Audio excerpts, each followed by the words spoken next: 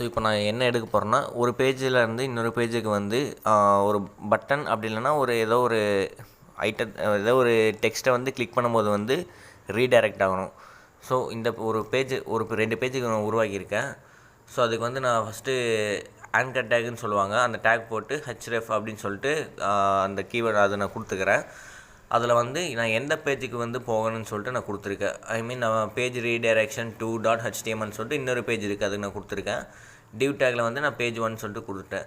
So அதே மாதிரி பார்த்தீங்கன்னா இன்னும் நான் கொடுத்தேன்ல பேஜ் 2 டேகு, ஸோ அந்த பேஜ் 2 HTML பேஜ் 2 அதே மாதிரி அதுக்குள்ளேயும் வந்து இதே மாதிரி நான் கொடுத்துக்கிறேன்.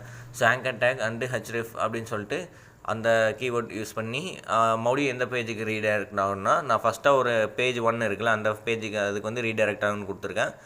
ஸோ இப்போ வந்து இதை வந்து நான் ரன் பண்ணி பார்க்குறேன். ஸோ ரன் பண்ணும்போது வந்து எனக்கு ஃபஸ்ட்டு பேஜ் 1 டிஸ்பிளே ஆகுது, அது கிளிக் பண்ணால் வந்து பேஜ் 2க்கு போகுது. ஸோ மறுபடியும் கிளிக் பண்ணுற பேஜ் 1க்கு வருது. ஸோ இந்த கான்செப்ட்.